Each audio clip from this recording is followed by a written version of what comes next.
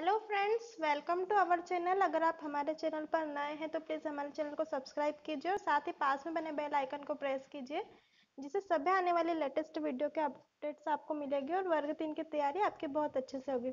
So friends, आज हम आपके लिए लेकर आए हैं बाल विकास और शिक्षा शास्त्र का चैप्टर नंबर 13, अधिगमकर्ताओं में व्यक्तिगत भिन्नताएं। इस सीरीज का पार्ट 1 हम पिछले वीडियो में डाल चुके हैं। उसमें हमने व्यक्तिगत विभिन्नता क्या होती है उस पर चर्चा की थी। आज हम इसका पार्ट 2 लेकर आए हैं। इस पर हम व्यक्तिगत विभिन्नता पर आधारित शिक्षण विधियों के बारे में जानेंगे। सो फ्रेंड्स, हमारी पहली जो विधि है वो है प्रोजेक्ट विधि। इस विधि के निर्माता थे किलपैट्रिक। इसे प्रायोजना विधि भी कहते हैं। इसमें क्या होता है, छात्र की रुचि के अनुसार योजना बनाई जाती है और प्रत्येक छात्र को एक प्रोजेक्ट को पूरा करना होता है। देन नेक्स्ट है मोंटेसरी विधि। इसके निर्माता जो थे वो थे डॉक्टर मारिया मोंटेसरी और ये इटली की रहने वाली थी।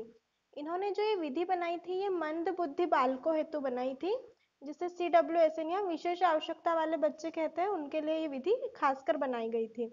इसमें क्या होता है, कर्मेंद्रियों और ज्ञानेंद्रियों के आधार पर शिक्षा दी जाती है और विद्यालय किस हिसाब से डेवलप किए जाते हैं, जिसमें उन्हें लगे कि ये बच्चों का बिल्कुल घर है, इस हिसाब से विद्यालय को डेवलप किया जाता है। देन नेक्स्ट है विनयटिका विधि।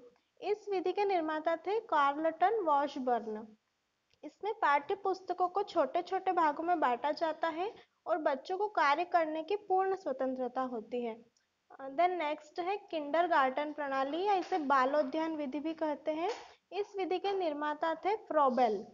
इसमें क्या किया जाता है कि शिक्षक का जो रूप होता है वो एक माली की तरह होता है और बालक को एक पौधे के रूप में समझा जाता है।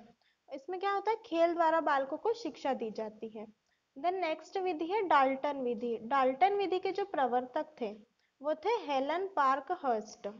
इसमें समय सीमा का कोई बंधन नहीं होता है और इसमें स्वेच्छा से अधिगम करने की स्वतंत्रता होती है बालकों को। और शिक्षक की जो भूमिका होती है इस विधि में वो होती है एक निर्देशक की तरह। देन नेक्स्ट विधि है खोज विधि या इसे ह्यूरिस्टिक विधि भी कहते हैं। इस विधि के जो निर्माता थे वो थे आर्मस्ट्रॉन्ग।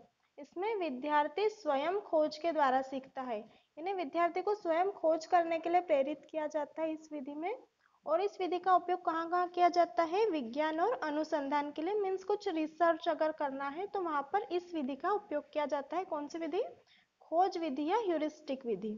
देन नेक्स्ट है बेसिक शिक्षा प्रणाली या इसे बुनियादी शिक्षा विधि भी कहते हैं। इस विधि के प्रवर्तक थे महात्मा गांधी जी। इस विधि में इन्होंने क्या कहा था कि बच्चों को हस्तकला आधारित शिक्षा दी जाए और इसमें क्या उन्होंने कहा था कि बच्चों को जो शिक्षा है वो निःशुल्क दी जाए, निःशुल्क और अनिवार्य बुनियादी शिक्षा दी जाए। हस्तकला आधारित शिक्षा पर इन्होंने जोर इसलिए दिया था क्योंकि उन्होंने वह चाहते थे कि बच्चों को बचपन से ही मतलब उन्हें रोजगार से रिलेटेड कुछ ना कुछ काम सिखाया जाए, जिससे वो बड़े हो तो उससे रिलेटेड कुछ काम कर सके, उन्हें स्वरोजगार की भावना उनमें विकसित हो सके। देन नेक्स्ट है अभिक्रमित अनुदेशन विधि। ये फ्रेंड्स 3 टाइप की होती है। फर्स्ट है रेखीय। इसके रेखीय अभिक्रमित अनुदेशन विधि के जो निर्माता थे वो थे स्किनर। देन सेकंड होती है शाखीय। इसके निर्माता थे क्राउडर। एंड थर्ड है मैथेटिक्स। इसके जो प्रवर्तक थे वो है गिलबर्ट। इसमें क्या होता है, पाठ्य पुस्तकों को छोटे छोटे भागों में बांटा जाता है। देन विद्यार्थी स्वगति से अध्ययन कर सकते हैं और इस विधि में शिक्षक की जो नीड होती है, जरूरत होती है, वो ज्यादातर नहीं के बराबर होती है।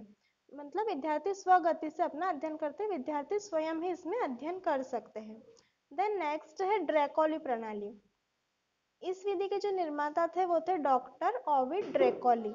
इसमें होता है फ्रेंड्स, रुचि, क्षमता और वातावरण के अनुसार छात्रों को शिक्षा दी जाती है। एंड लास्ट है फ्रेंड्स पर्यवेक्षित अध्ययन विधि या इसे ऑब्जर्वेशन मेथड भी कहते हैं। इसके जो निर्माता थे वो थे डेजी मॉर्गन। इसमें छात्र खुद प्रयास करता है और सीखता है। फ्रेंड्स, ये बहुत ही इंपॉर्टेंट टॉपिक है। इससे रिलेटेड एक ना एक क्वेश्चन एग्जाम में आता ही है। वो इस टाइप से आ जाता है कि कौन सी विधि के निर्माता कौन से साइकोलॉजिस्ट थे, या कुछ भी आ सकता है, जैसे कि उससे रिलेटेड कुछ आ सकता है कि विज्ञान और अनुसंधान के लिए किस विधि का उपयोग किया जाता है। तो ये बहुत ही इंपॉर्टेंट टॉपिक है। सो फ्रेंड्स, ये था आज का वीडियो। अगर आपको अच्छा लगे तो प्लीज़ लाइक, शेयर और सब्सक्राइब कीजिए। इसके नेक्स्ट वीडियो में हम इससे रिलेटेड क्वेश्चन आंसर देखेंगे। Thank you.